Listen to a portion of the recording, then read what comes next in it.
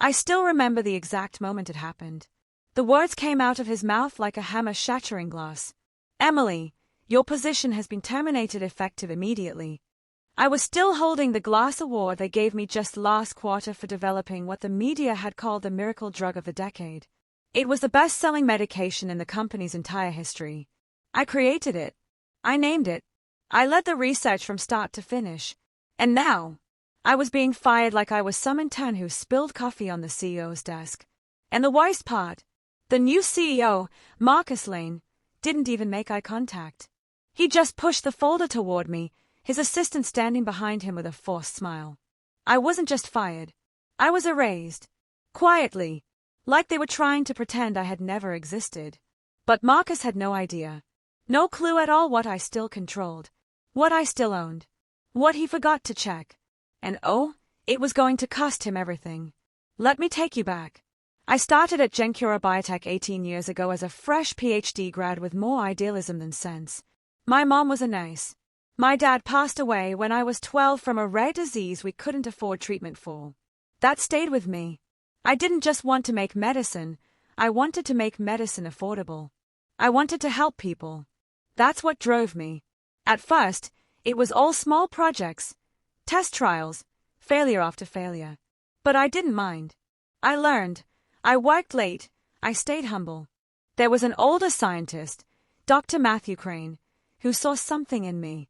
He became my mentor, like a second father. He always said, "Emily, science without empathy is just cold math. Never forget the people." Years passed, and I got promoted. I led a team. Then I led a division. We were working on a drug for neurodegenerative diseases. It was personal for me. My aunt had early onset Alzheimer's, and I watched it steal her mind piece by piece. We were chasing something big, something that could slow brain degeneration significantly. Then came the breakthrough. I'll never forget the trial results the day they came in. I stayed in the lab that night with my team, crying and cheering at once. We did it. We actually did it. The drug, later named Neurome, didn't just slow the progression, it reversed symptoms in over 60% of early-stage patients. Nothing like that had ever been seen. The board went wild. Stocks soared. Press releases flew. I was flown out to medical conferences to speak. Awards, handshakes, investors, everything changed overnight. Gencura was now a billion-dollar company, and Neurome was the reason. But something else changed too. Our old CEO, Thomas Gray, the one who believed in mission over profit, stepped down quietly. He said he was retiring early. I believed him. That's when Marcus Lane came in. Marcus was all shine and sharp suits. A finance guy. He didn't care about patients. He cared about numbers. Within a month, he cut 3 R&D projects, reduced our outreach grants, and started calling our scientists cost centers. I started to worry. Then one day, he called me into his office, offered me champagne, fake smile on his face, and told me they were considering expanding Neurome into global markets. I was thrilled, until I saw the plans. They wanted to triple the price. Triple. I pushed back. I told him it was unethical, that people would die if they couldn't afford it. He smirked and said, "People will always pay for hope, Emily." That's when I knew we were not the same. I kept pushing back. I refused to sign off on the pricing. I brought data. I brought patient stories. I begged the board to reconsider. I thought maybe they'd see reason. They didn't. And then, suddenly, I was getting excluded from meetings. My research folders were locked. My assistant got reassigned. And then came the meeting in his office. The termination. The fake smiles. The lie. But what Marcus didn't know, what he never thought to ask, was that I still held the original patents. Because years ago, when no one believed Neurome would work, I paid for the provisional patent with my own savings. And I never signed them over. He had no idea. I left that office crushed, betrayed, heartbroken, but not broken. Because the war wasn't over. And I was just getting started. The moment the HR guy handed me the cardboard box, I just stood there, frozen. My brain didn't want to believe it. Me. Fired. After everything I had done? After creating the company's best-selling drug, the one that had tripled our profits last year? I wanted to scream. I wanted to cry. But instead, I nodded, quietly packed my things, and walked out of the building like a ghost. No one looked up. No one said a word. It was like I didn't exist anymore. As I sat in my car, I stared at the box in my lap. Inside it were 12 years of my life. Pictures of company events, awards I'd won, little post-it notes from my old team that said things like "You're amazing" and "Thanks for always helping." It all felt so fake now. But then, something happened. As I was about to drive off, my phone buzzed. It was a message from my old intern, MIA. She'd heard what happened and was furious. "They can't do this to you. You built that product. You trained half the department." I smiled a little. At least someone remembered that. I went home, made myself some tea, and sat at my kitchen table trying to process what had just happened. I didn't even get a proper goodbye. Not even a thank you from the CEO, Daniel. Daniel, the guy who came in just 6 months ago, flashing his expensive suits and big ideas. He barely understood how our research worked. At meetings, he was always focused on cutting costs and increasing speed. He once told me that if we just pushed things through faster, we could make more money. I had to remind him that we were dealing with real medicine, things that people put in their bodies. He didn't like that. From that moment on, I noticed a change. He started excluding me from big meetings. My reports were picked apart over the smallest things. I even heard from someone in marketing that Daniel was planning to replace old leadership with fresh minds. I guess I was considered part of the old leadership now. It stung. That night, I got out an old notebook where I kept all my thoughts, ideas, and sometimes, my feelings. I flipped through the pages, and one note caught my eye. It was dated 2 years ago. "Talk to lawyer about patent. Make sure it's secure." My heart started pounding. I dropped the notebook and ran to my office. I opened my file drawer, dug past old receipts and tax files, and finally pulled out the folder I was looking for. Inside was the patent paperwork. For the drug. My drug. I had filed it under my name, not the company's. My hands shook as I read over the documents again. I had done this years ago, back when I had just started developing the formula.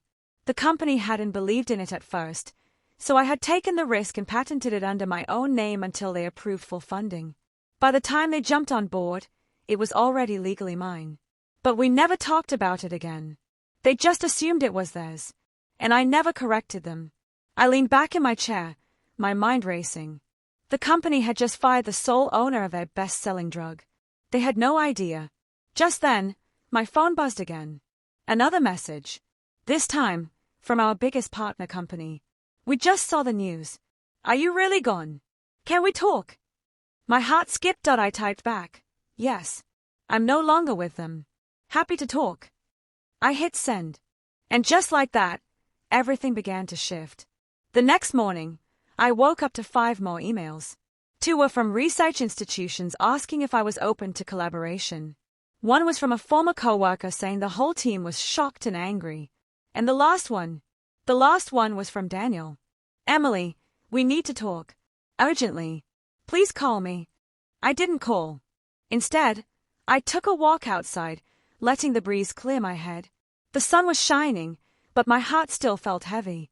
I had loved my job. I had loved mentoring young scientists, working late nights on experiments, and seeing lives change because of what we created. I thought about MIA, my intern, and how she used to look up to me. I thought about my mom, who always told me to stand tall no matter what. I thought about the people who took the medicine and how it helped them live better lives. And I made a decision. I wasn't going to let this end me. Later that evening, I set up a new email, created a clean website, and called it something simple, Ember Biotech. My own company. I didn't have much. Just an idea, a patent, and a fire inside me that Daniel had accidentally lit. By the end of the week, I had 3 meetings scheduled. 1 with a venture capital group, 1 with a hospital research team, and 1 with a familiar face from our old partner company. But then something unexpected happened. At my door that Friday afternoon was a delivery. A thick envelope. No return address. Inside, legal documents. From my old company. They were trying to claim ownership of the patent. My heart dropped. And just like that, the real fight began. The silence in the courtroom was deafening. When my attorney slid the patent certificate across the table, everyone stared at it like it was a bomb. The judge lifted his glasses and leaned forward. Ms. Carter, are you telling this court that you personally filed this patent years before the drug went into production under Whitbridge Pharma's name? Yes, Your Honor, I said confidently, my voice firm. It was my independent research before I joined the company. I merely refined it using their lab resources. The car formula, what's listed on that patent, was entirely mine. The room erupted into murmurs. The CEO, Derek Langford, looked like someone had dropped ice down his back. His legal team scrambled, flipping through binders, whispering furiously. I had waited years for this moment. Years of loyalty, hard work, and quiet patience. And now, with one single piece of paper, everything shifted. But the court battle was just beginning. Outside the courthouse, reporters swarmed me. I didn't say a word. I just got in my car and drove back to my apartment. The adrenaline rush had started to wear off, and I felt tired. Like my bones had been carrying weights I hadn't noticed until now. Back in my apartment, I sat on the couch, looking at the framed photo of me and my late father. He had always believed in my mind and my heart. Protect what you create, Maddie, he used to say. They'll come for it when it shines. I didn't listen to him soon enough. But now, I had one shot to make it right. The next few weeks were a whirlwind. Depositions, document submissions, media interviews I mostly declined.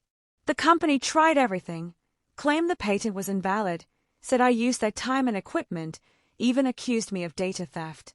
But I had every receipt. I kept everything. Old notebooks, email drafts, timestamped lab logs on my personal laptop from before I ever signed the company NDA. The patent office backed me. Still, the legal battle drained me. I barely slept. I had nightmares about being blacklisted in the industry. My lawyer told me it could take months before the court issued a decision. Months. So I waited. Then one morning, about 2 months into the case, I got an email from a name I hadn't seen in over a year, Dr. Nathaniel Cruz. Dr. Cruz was the head of the FDA Research Board. A cold, sharp man. Brilliant, but ruthless with policy. He'd once lectured me about regulatory ethics during a conference in Atlanta. I hadn't heard from him since. His email was brief. Heard about the Whitbridge situation. Meet me. Private. Urgent. NC. It was signed with his initials. No subject line. Just that message. Something about it didn't feel right. I replied cautiously, asking when and where. He told me to meet him at a quiet diner outside the city at 9 a.m. the next day. I showed up early. Cruz arrived precisely at 9 o'clock, sat down, and slid me a folder across the table. Inside were pages of internal memos. They weren't addressed to me, but they were about me. And they were dated a full year before I was fired. The memos revealed something terrifying. The CEO had been planning to remove me long before I landed the drug deal. They just needed the perfect reason to do it. Even more shocking, those same memos were sent to Cruz himself. Why are you showing me this? I asked. Cruz took a slow sip of his coffee. Because I believe in protecting innovators. And you're about to be crushed if you don't understand how big this really is. He leaned in closer. This wasn't just a firing. They wanted you gone so they could sell the patent overseas before the patent court ruled in your favor. I froze. They weren't just trying to steal the credit. They were trying to disappear the inventor. Cruz handed me a second file. These are internal transfer documents from their European branch. They are trying to sell your drug to a private military contractor as a performance enhancer. I almost choked. I had developed the drug to help people with rare immune disorders. It was never meant to be some experimental tool for soldiers or mercenaries. If that deal goes through before the ruling, Cruz said, they might try to argue national security and override your patent protection. What do I do? I whispered. He stared at me, dead serious. You go public. Now. Before they bury this. But if I went public, I could risk a media war, or worse, be discredited. I had less than 48 hours before the transfer meeting was set to happen in Berlin. I needed help. Real help. So I made one call. To a person I hoped I'd never have to call again. Elena Royce. My former best friend. The one who betrayed me 6 years ago by selling one of my unpublished research papers to another pharma startup. I swore I'd never speak to her again. But she was the only person I knew with deep international pharma contacts and access to whistleblower platforms. I stared at the phone screen. Would she even pick up? I tapped call. It rang once. Twice. Then she answered. Her voice was cold. Maddie, is this a mistake or an emergency? I swallowed hard. Both. There was a long pause. Then she said, talk. And as I began to explain the whole nightmare, from my firing to the stolen patent to the Berlin deal, I had no idea what Elena was thinking, or if she would even help me. But as I finished, she said something that both scared and excited me. I'll help you, but I want something in return. What is it? I asked slowly. She replied without hesitation. I want in. On the patent. 50%. My heart dropped. She was offering a deal with the devil, and I wasn't sure if I was desperate enough to accept. Do subscribe to show support. Silence hung between us on that call like a knife in the air. You want what? I said slowly, not believing my ears. 50% of the patent, Elena repeated without flinching. I help you stop this sale, expose Whitbridge, and get your name cleared. But I want in. No friendship strings. Just business. I stared out the window, gripping the phone. Every instinct in my body screamed no. Elena Royce had already stabbed me in the back once. I remember the feeling clearly, handing her that research to look over, then seeing a nearly identical paper published by a company in Chicago 3 months later. Her name nowhere on the betrayal. Just her fingerprints all over it. I don't trust you, I said, my voice shaking. I don't need you to trust me, Maddie. You just need to win, she replied. She wasn't wrong. I had less than 2 days to stop a billion-dollar deal overseas. A deal that would strip my name from my own creation and turn it into something I didn't even recognize anymore. I couldn't call the FBI, not without evidence solid enough to survive corporate lawyers. I needed access. Power. Eyes in Europe. Elena had all of that. And so, against my better judgment, I said the words that made my stomach twist. Fine. 50%. You help me stop them. There was a pause. Send me everything, she said. Now. Within the hour, I had encrypted the documents Cruz gave me, along with my personal patent logs, to a private folder we both could access. I watched the screen as she dove into the files like a shark in blooded water.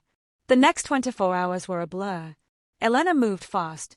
She contacted a network of whistleblowers, hacked through European business registries, even pulled up the flight manifest of Whitbridge's executive team. They were already in Berlin. The deal was scheduled to go down at a private conference center the next morning. Elena looked at me during our final video call that night and said, "We have one shot. If we can leak this story before the contracts are signed, we might be able to freeze the deal." What do? I asked. You go live. Video. Social. Everywhere. Tell your story. Show your face. Name the drug. Name the patent. Force the public to care. I had always stayed in the background. That was my comfort zone. Research labs. Notebooks. Formulas. Not camera lenses. But this wasn't about comfort anymore. This was survival. The next morning, I stood in my small apartment, hands trembling as I stared at my phone camera. I took a deep breath. My name is Madison Carter, I began. I'm the scientist who created Whitbridge Pharma's best-selling autoimmune drug, except it doesn't belong to them. It never did. I told the story, from the early research in my home lab, to the corporate interest, to the firing, to the lawsuit. And then, I revealed the bomb. They are trying to sell my formula to a foreign defense contractor. Tomorrow. Without my consent. Without legal ownership. I ended the video with a plea. Help me stop this. Share this story. Hold them accountable. Within hours, the video exploded. It hit 100,000 views in the first 6 hours. By the end of the day, it was on national news. Hashtags trended. Journalists started knocking. Someone even recognized Derek Langford at the Berlin airport and confronted him live on TikTok. I thought we had done enough. I thought the deal would be stopped. But I was wrong. At 11:43 p.m. that night, I got a call from Elena. They signed anyway, she said. I sat in stunned silence. What do you mean? I mean they moved the meeting up. Probably caught wind of the leak. They used a third-party holding company to bury the sale. They still did it. My stomach dropped. My legs buckled. Everything was for nothing. No. I refused to believe that. There's still the court case, I whispered. Yes, Elena said. But if they can argue national defense or international licensing agreements, they might have enough red tape to stall it for years. I stayed at my wall, heart pounding. And then, I remembered something. In the corner of my closet, buried in a sealed box, was an old hard drive. It held every personal video diary I had made during my early experiments, footage of me mixing samples, explaining each breakthrough, sometimes crying from frustration or excitement. Raw, honest moments. Each one time-stamped. Each one irrefutable. If I could compile that footage, I could prove the drug's entire development was mine, long before Whitbridge ever saw a line of code. Elena, I said, standing up, voice shaking. I need you to do one more thing. She groaned. You've already got my soul. What now? I need you to help me broadcast something. Something big. Something they can't ignore. Every media outlet. Every science forum. Even YouTube. I'm going to show the world everything. That's risky, she said. If Whitbridge sees you doing that. I don't care, I snapped. They already tried to erase me. This time, I'm writing the story. I plugged in the hard drive, watched the files load. Hours of footage. My heart raced. But I had no idea that someone else was watching, too. At 2 a.m., just as I uploaded the first video, my apartment lights flickered. Then, they went out completely. Darkness swallowed the room. My laptop screen went black. And then, knocking. Slow, heavy knocks on my front door. Not loud. Not urgent. But cold. Calculated. I froze, blood turning to ice. No one was supposed to know where I lived. I crept toward the peephole and looked out.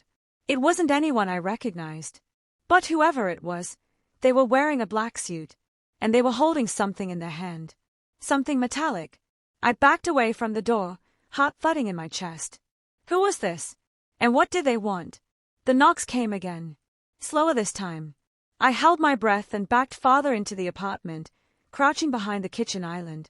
My phone was on the counter where I'd left it. I crawled on the floor, heart racing, grabbed it, and tried to dial 911. No signal. The Wi-Fi was out too. The entire building felt dead. I heard a faint electronic hum, like someone was using a jammer. I peeked through the kitchen into the hallway. The light from the hallway bulb had gone out. My apartment was now completely dark except for the faint moonlight sneaking through the blinds. Whoever that was, they weren't a journalist. They weren't police. And they weren't here to talk.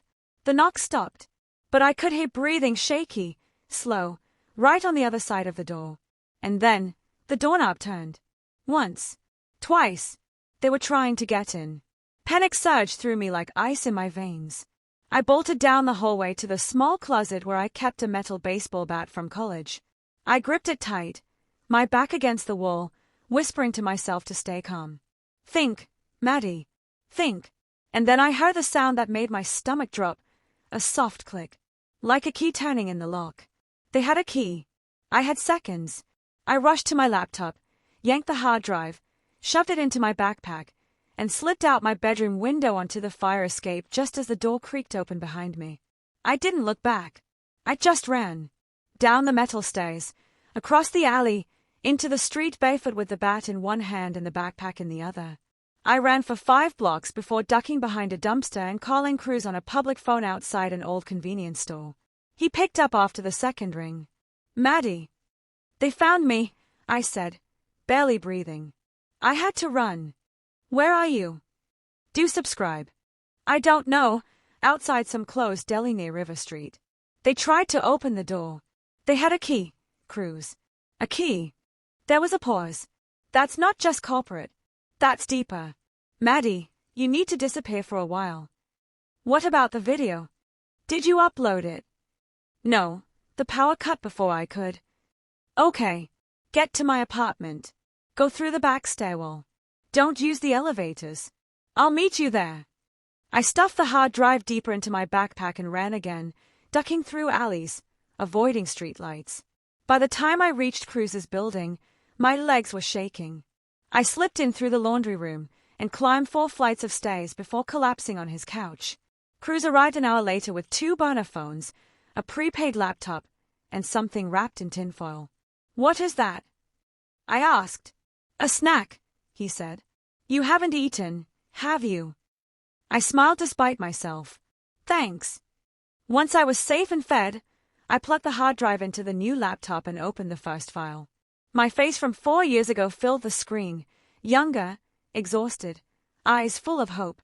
I was describing the molecular pathways of the drug I'd been testing, the same one that would later become Whitbridge's best-selling product.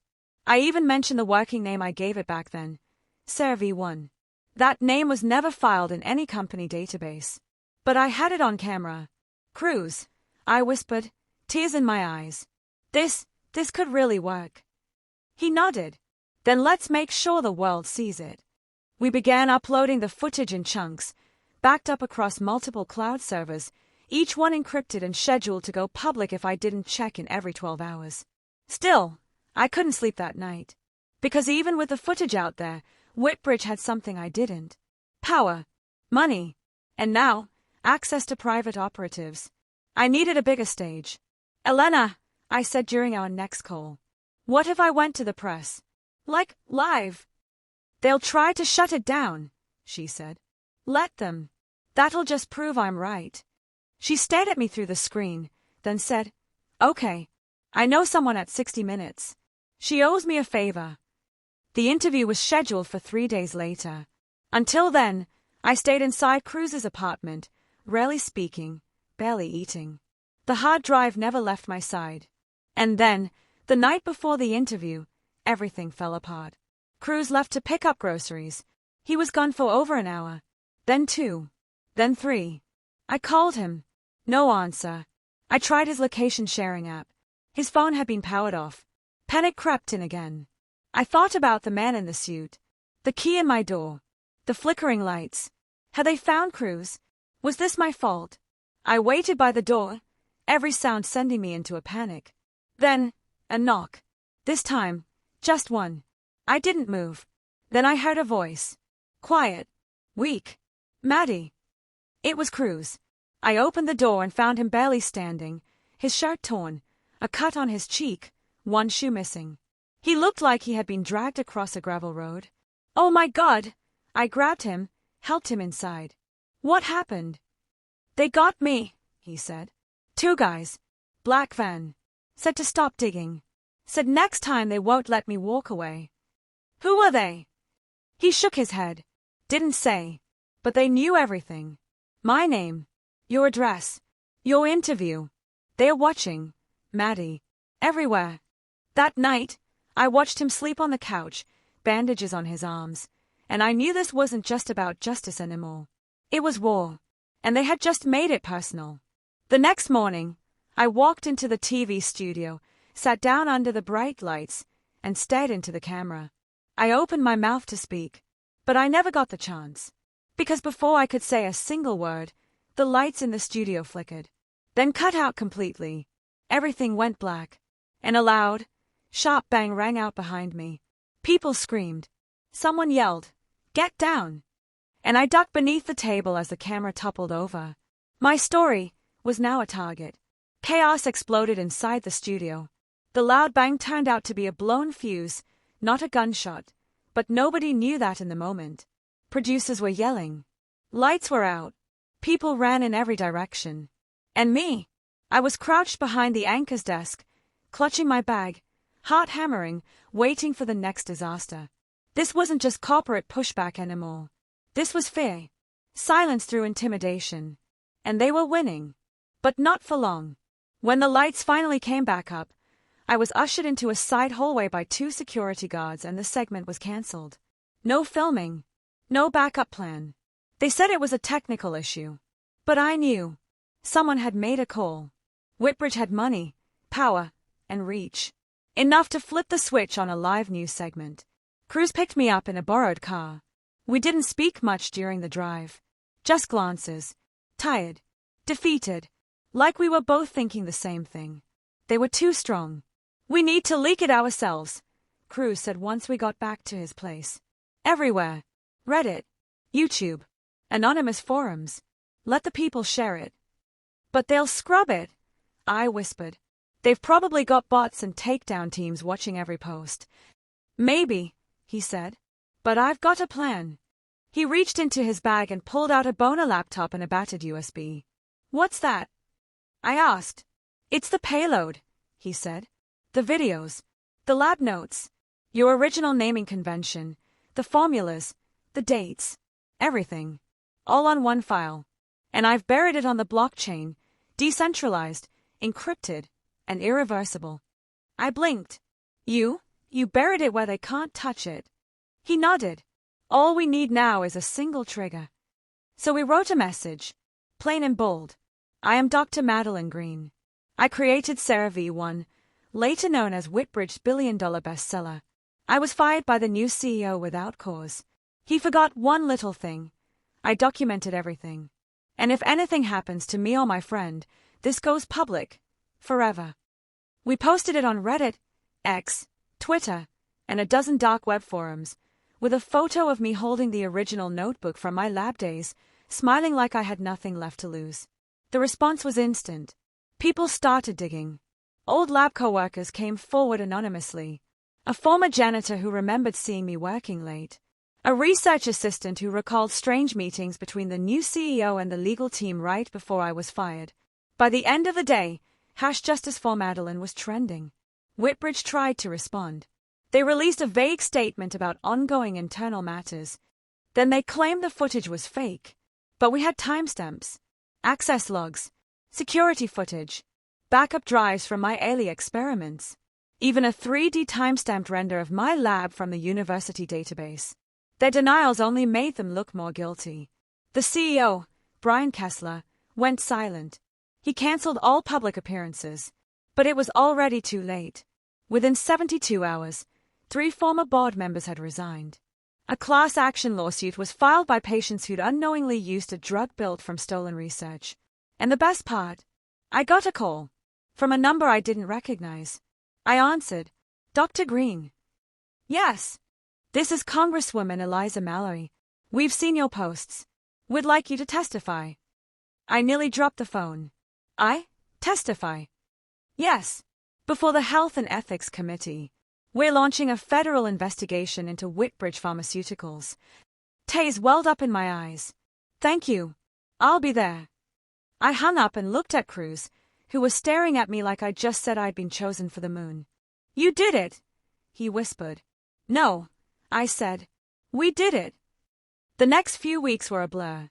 News vans outside Cruz's apartment. Journalists camping by the courthouse.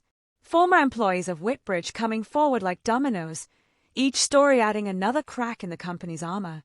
And then the final blow came. During a congressional hearing, under oath, one of the legal advisors from Whitbridge slipped. He admitted that the board had known about my work, that they'd removed my name from the documentation to avoid giving me credit or a share of the profit. When asked why they did it, he said, she was just a lab tech. She wouldn't understand the business side of things. That quote went viral. People were furious. Young women in STEM fields posted using the hashtag #JustALabTech. Colleges started inviting me to speak. And finally, Whitbridge folded. They paid a massive settlement to the patients. Their stock tanked. The CEO, he resigned. Disgraced. I heard he tried to flee to the Cayman Islands but was stopped at the airport by federal agents. And me? I started my own research foundation. We called it the Green Initiative, a nonprofit supporting women in science, offering grants to student-led drug research, and creating a system where nobody's work gets buried again. At our launch event, Cruz stood beside me, holding a champagne glass and smiling like a proud older brother. You nervous? He asked. A little, I said, but also kind of excited. Then I looked out at the crowd. Hundreds of people. Supporters, scientists, journalists, students, all waiting to hear my story, not to steal it, but to share it. Because I wasn't just a lab tech. I was a creator, a survivor, a fighter, and the next time someone tried to erase my name, they'd have to erase the whole world to do it. Do subscribe for more videos.